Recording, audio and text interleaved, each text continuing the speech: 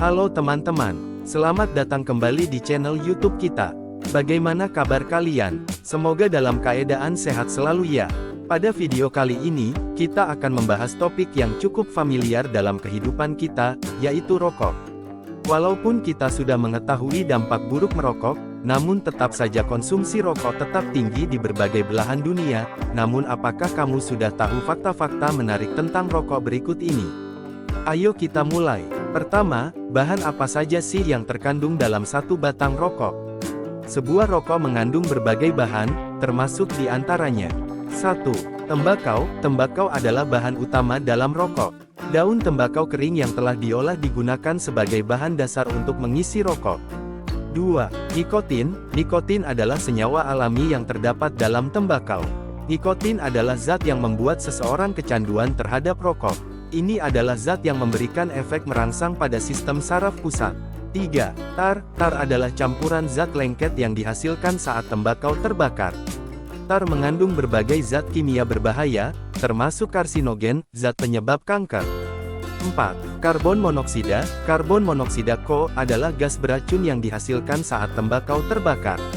CO dapat mengikat hemoglobin dalam darah, mengurangi kemampuan darah untuk membawa oksigen ke seluruh tubuh. 5. Amonia. Amonia adalah bahan kimia yang digunakan dalam proses produksi rokok.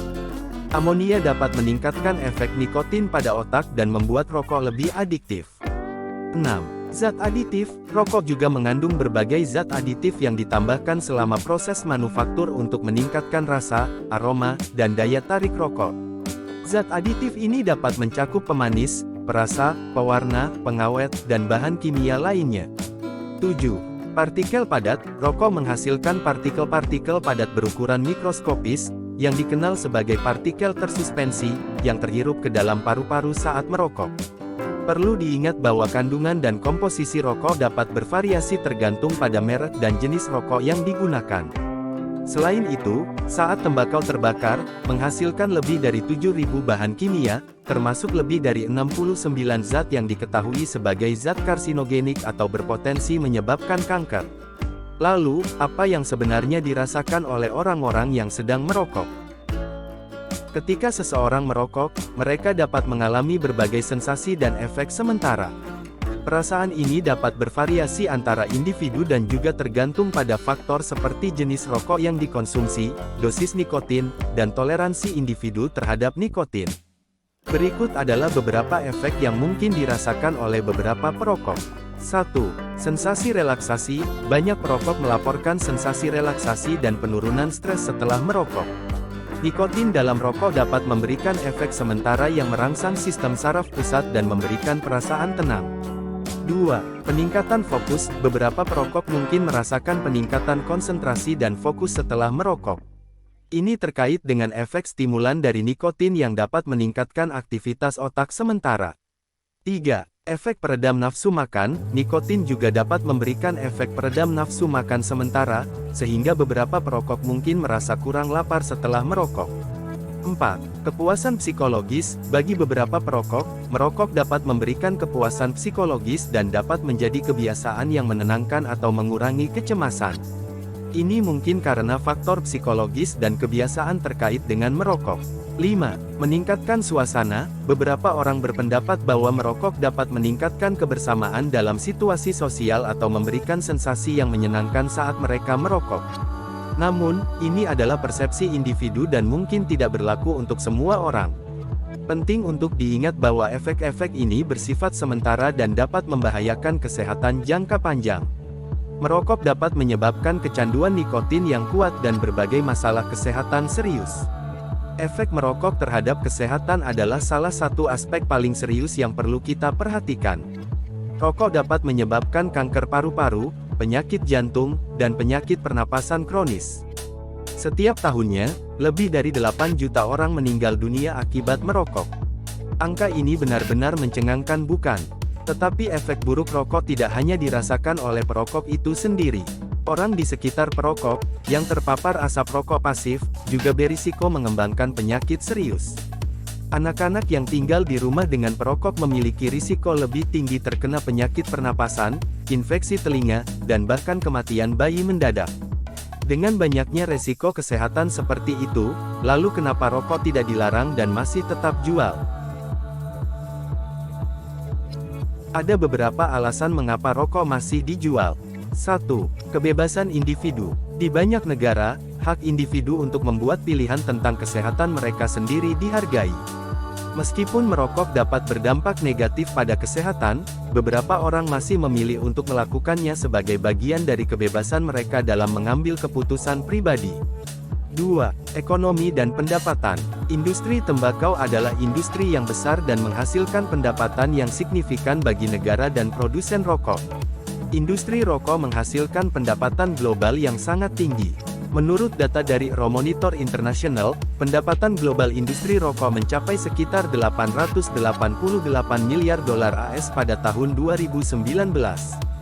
Industri rokok memberikan kontribusi besar terhadap produk domestik bruto (PDB) di beberapa negara.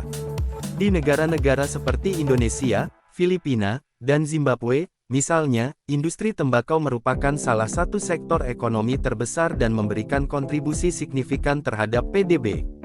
3. Penjualan rokok juga menciptakan lapangan kerja dalam rantai pasokan tembakau, seperti pertanian tembakau, manufaktur rokok, dan penjualan eceran. Industri rokok juga memiliki dampak ekonomi pada sektor-sektor terkait, seperti iklan dan pemasaran, industri kemasan, dan penjualan retail. Banyak bisnis terkait rokok yang terlibat dalam penyediaan layanan dan produk yang mendukung industri tembakau.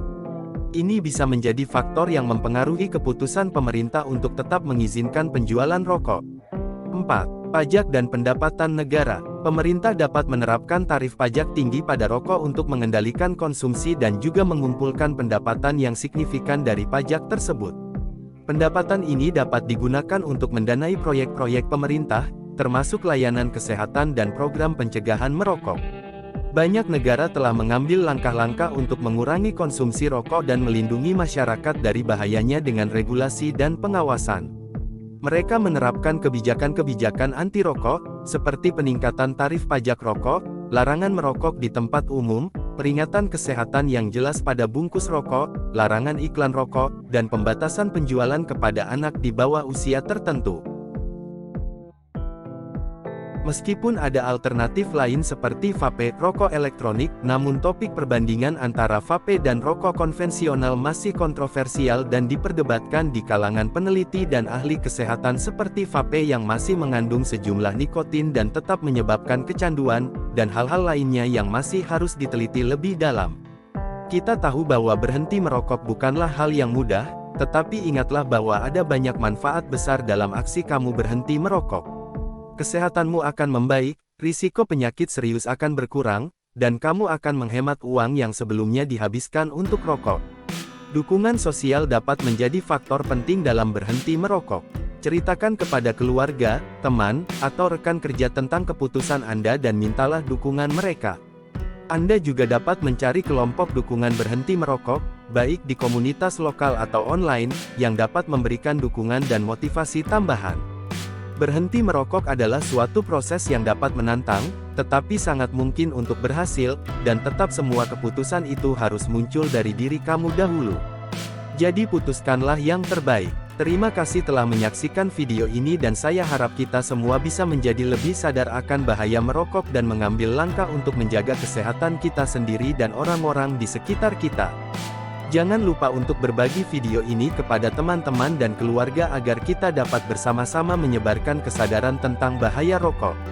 Sampai jumpa di video berikutnya. Tetap sehat selalu.